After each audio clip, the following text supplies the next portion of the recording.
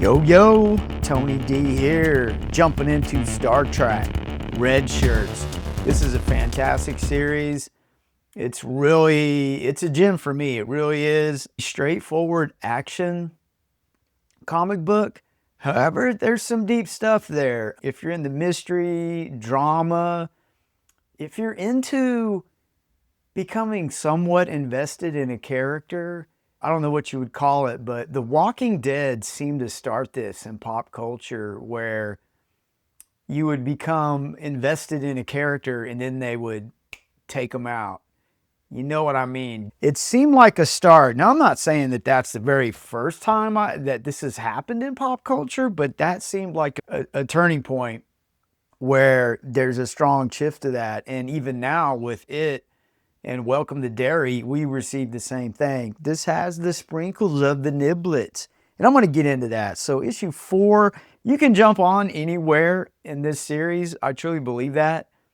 Because you'll get very quickly, the writer does an excellent job of getting you, okay, this is what's going on. A needs to stop B.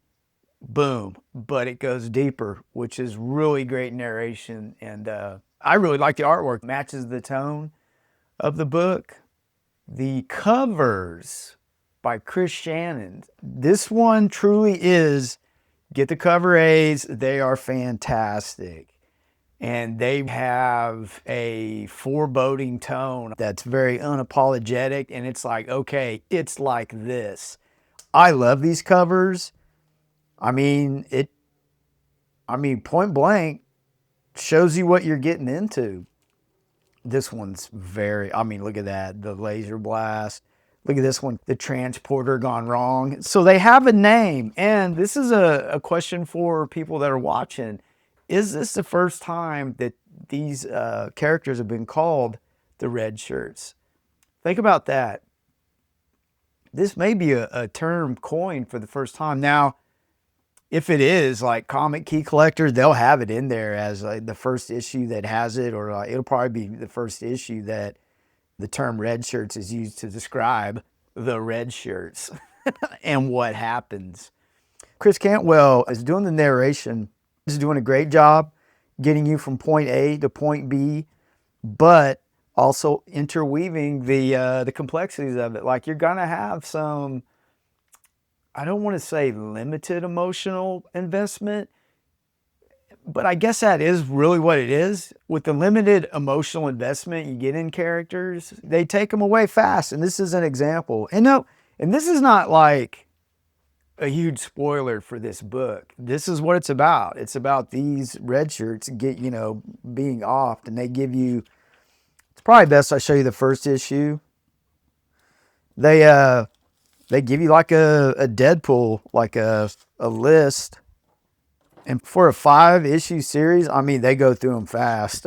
Who is going to make it? Boom, potty mouth panel right there. It jumps right into it. But yeah, that's how he got the scar. But he seems to be the one that you expect to live. Now, does he? I don't know, man. We got issue 5 still coming around. Let's jump into 4, man. Let me give you the niblets and give you some of the deets. Show you some of the Megan Levens. Provides you some very expressive character work. Does an excellent job capturing both there's a very claustrophobic terror with being captured by the Klingons, which I'm fixing to show you here. And there's a lot of kinetic chaos in the space combat, which is rendered very great. Why all this is going on is there's a Starfleet antenna array that has collected data. Now, this data is what everyone's fighting over. There are some hints at there possibly something sinister going on within Starfleet. Because it's like, how did the Romulans had to get into our territory of space to get and the Klingons as well. So you have these three components going on. And see, this is where I'm getting to the point of the writer does a great job of, A has to happen to B in this issue, but you have all that stuff swirling around there. So they do a great job with, there's some books where action just will lose you completely. And you're trying to keep track in your mind what is going on. And when you have to start making a mental effort to do that, I kind of bail out. I really do. When I have to start going back to read stuff and making this effort to remember, I really lose interest. And that's not that it's bad. I'm very clear what's happening to who and why. So I love it. I love it. And I did get attached to some of these characters. And there's some, when they go, man, you're just like, oh, wow, that really happened. There's one of them, he's like a real, kind of like a James Bond dude. He's been on the planet for quite a while. He's the reason why Starfleet knows that the Romulans is there, because he physically saw them. And he's been surviving on this planet. So he's the gritty, he's the survivor. He is like out of contact. I mean, he's eating worms and shit like that. You get invested in that dude. And he gets it, dude. It just happens out of and it's really out of just, you don't expect it. So those are great setups. I don't mind a death like that when it's set up that perfectly. But yeah, so the Klingons, they're a great portrayal. If you're a classic Star Trek fan, a Trekkie, you will enjoy this. Even if you're new to comics, you're going to enjoy this. It's a great outer space action.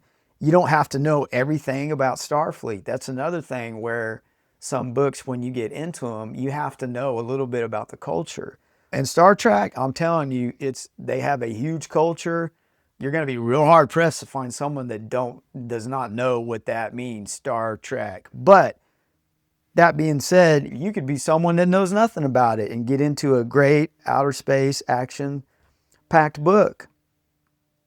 So the Klingons need to get information, because the Klingons are really the ones in the dark in this whole thing. The red shirts, they really know what's up, and the Romulans are trying to steal the data. And remember, it's the data that's the fulcrum to all this action.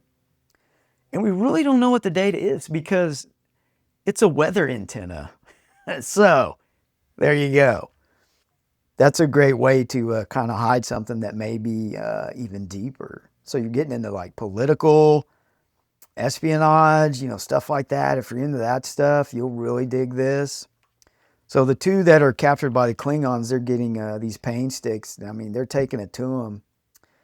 And our guy here actually has a piece of the antenna. They were climbing on it when they got beamed aboard this ship. So, love the red, right? Klingons, they do a great job. Even in the movies, the ships would always have that red light inside of them. So I love it. Coloring, excellent job. Now you're getting in outer space, and I love the switch to more cool colors like blues, greens, with a hint of yellow there. Staying true to the Star Trek, the way the ships look. Totally dig it. That's a Klingon. That's a Klingon. That's a Romulan. Klingons are always evil. So, to catch you up to the space battle you're fixing to get into is, so you're going back and forth to the Klingon torture with the two red shirts to these three red shirts there is a ship, and I'll get to Arconians are the ones that left this ship here. And you don't have to know about that race. It's just, you have to have a name for who left the ship there, Arconians. And they do have some pretty good tech as far as weapons. And we'll get to that. And you don't even need to know their names. That's the thing with me, is that's where sometimes I lose my ability to keep track of the stories, if I have a bunch of names I have to juggle around with things that are going on. So, man, you don't need to know it. She's taking charge. These two are taking orders, doing what they got to do. Yeah, they are following rank. Oh, what a great shot of the ship just coming up. Dude, great outer space rendering. So yeah, here we go. Back to the red tones. Love it, man. That totally helps with the shift between action. Yeah, they're like, I mean, they're painted like right in the temple, man. But so they're resistant. They're just name, rank, serial number. They're doing that whole routine, and he gets his opportunity. And I guess Klingons have red shirts too. Yeah, and then he saves the other one being tortured. And they even like the Klingons even mention like the type of torture they want to do. Like he was like mentioning unsedated amputation. I was like, man, that's brutal, but that's what the Klingons do. So the Klingons open a dialogue with the Romulans, and it's kind of an uneasy alliance where you'll see that right now it's developing. They both agree, to destroy this little ship that just came out of nowhere. And this Arconian technology is pretty stinking good. Like they get a shot off and it completely disables this Romulan ship to a point where they're now making decisions based on the damage to their ship. There's no way they could fight a Klingon. So you have the two Romulans, they're not getting along. They have differing engagement strategies, and one wants to fight, the other is like, hold on, we gotta, cooler heads in this situation will prevail, or will they? And this is where it gets brutal. They take on a lot of damage to the ship, and this guy's he's like their repairman. He goes, there's a hull breach, and it gets him. Yeah, right here, it sucks him out. They don't know yet, but this is such beautiful rendering. And of course, death is not beautiful, but what a great job of narrating and displaying how this guy goes out. I mean, he's in outer space, so of course the freezing takes place, and he's just like, it really is beautiful, and he just goes out. I mean, man, come on, that's pretty poetic for a red shirt death. But so I love how they threw that in there. That's what I was talking about earlier. You're doing more than just an action magazine. It's beautifully written for pure action, but it has those layers and those weaves woven into it of that right there. That's a great example of the experiences that you'll get.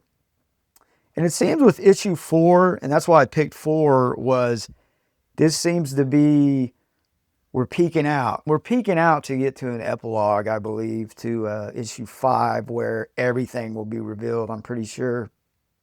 And yeah, these two, the ship just gets totally, this is another poetic example of going out.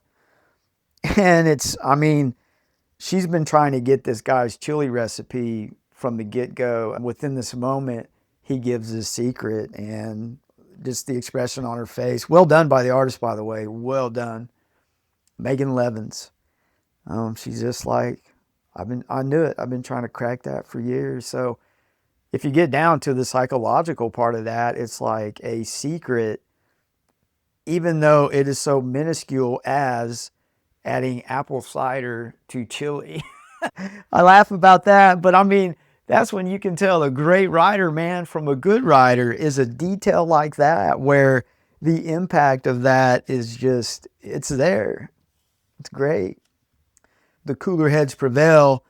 He invites that they were just eavesdropping on this antenna, and they have they have some Starfleet intelligence, which is valuable. And he's like, hey, bring an armed crew over. The olive branch is out. And so an uneasy reliance starts there. So now you're ending with, it's just fast-paced action, where it's these two. The Romulans want to have a word with these two right here, who are currently prisoners of the Klingons. So there you go. Overall impression, it